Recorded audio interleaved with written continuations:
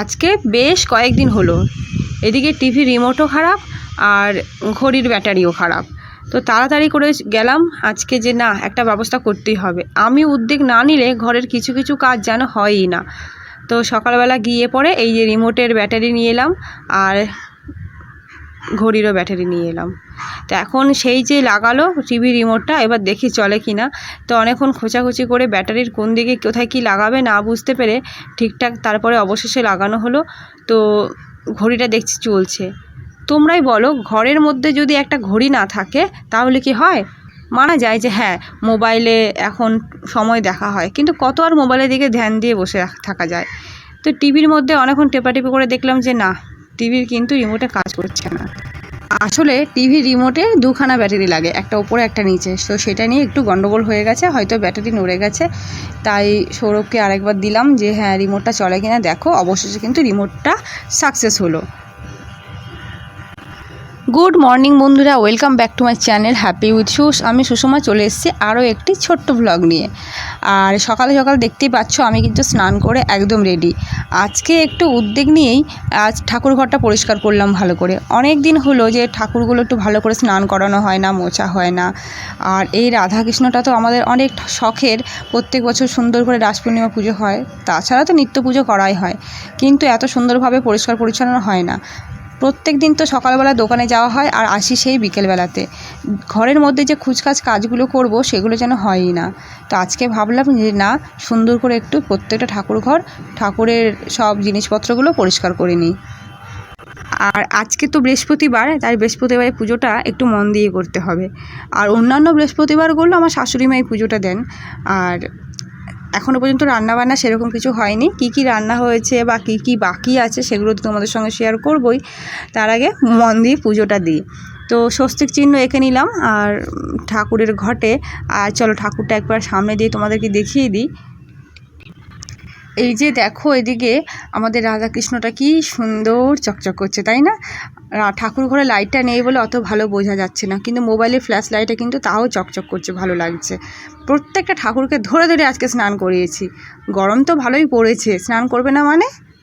আর এই যে ফুল, এখানে আজকে বেলপাতা আর গাঁদা ফুল আছে, সাদা ফুল আছে, জবা ফুল আছে, দুব্ব আছে।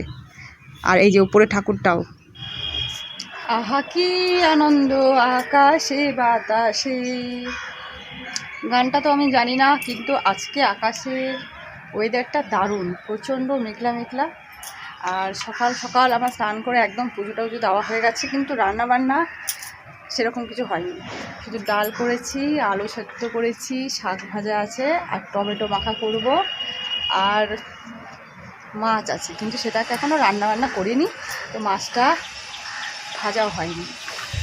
আর এদিকে সৌরভ এখন ওর কুচিনার জিনিসগুলো সব ঠিক করে রাখছে, কারণ আজকে অনেক দিন পরে ব্যাগটাকে কাচা হয়েছে। আর নতুন ব্যাগটা কিনতে যাওয়ার কথা, কিন্তু এখনও যাওয়া হয়নি।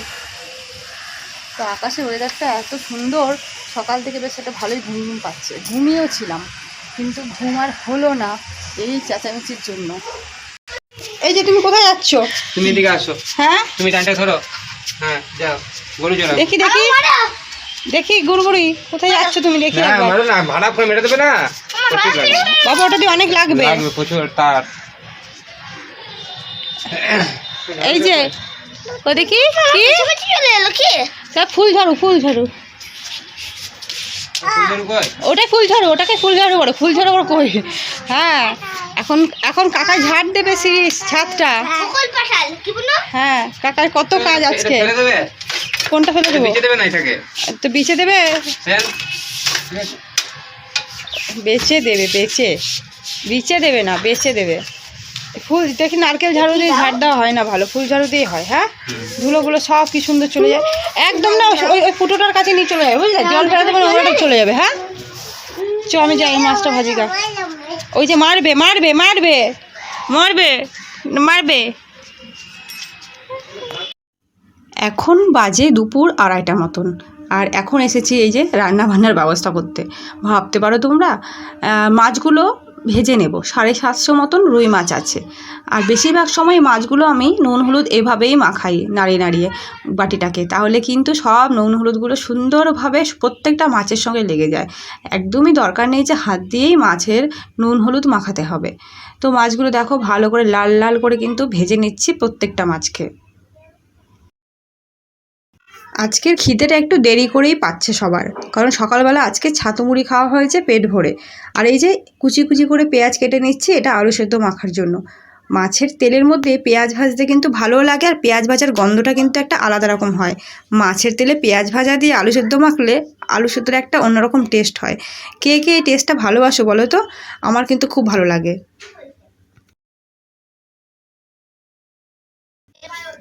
প্রেসার কুকারের মধ্যেই তেল দিয়ে ফোড়ন দিয়েছিলাম আর করেছিলাম ডাল। আর এই ডালটা দেখো অনেকটা বসে গেছে, তাই একটু জল আর নুন দিয়ে ডালটাকে গরম করে নেব, কারণ শুকনো খাবারের সঙ্গে ডাল না হলে একদমই চলে না। আর তারপরে এই যে আলু সেদ্ধটা মাখবো, আলু সেদ্ধটা আগেই সেদ্ধ করে নিয়েছিলাম, একদম সুন্দরভাবে সুসিদ্ধ হয়ে গেছে। ভাতের মধ্যে দিইনি, আর প্রেসার কুকারে দিয়েছিলাম আলু সেদ্ধটাকে। আর এই দেখো সব রেডি হয়ে গেছে, আলু সেদ্ধ, মাছ ভাজা, শাক ভাজা, আর এই যে মাছের তেলটা নিয়ে নিলাম। ব্যাস, আমাদের দুপুরের খাওয়া দাওয়া একদম জম্পেশ। তো আমরা তিনজনে মিলে একসঙ্গেই বসে পড়েছি। দুপুরের দিকে এরকম তিনজনে মিলে একসঙ্গে খাওয়া প্রায় হয় না বললেই চলে। তো রাত্রের দিকেই সময় হয় একসঙ্গে বসে খাওয়ার। তাছাড়া শ্রেয়ান এক টাইমে খায়, আমি এক টাইমে খাই, আর সৌরভ এক টাইমে খায়। ব্যাস এইটুকুই। একসঙ্গে খাওয়ার আনন্দটা তো আলাদা। আজকের ছোট্ট ব্লগটি কেমন লাগলো সেটা কিন্তু কমেন্টে জানিও।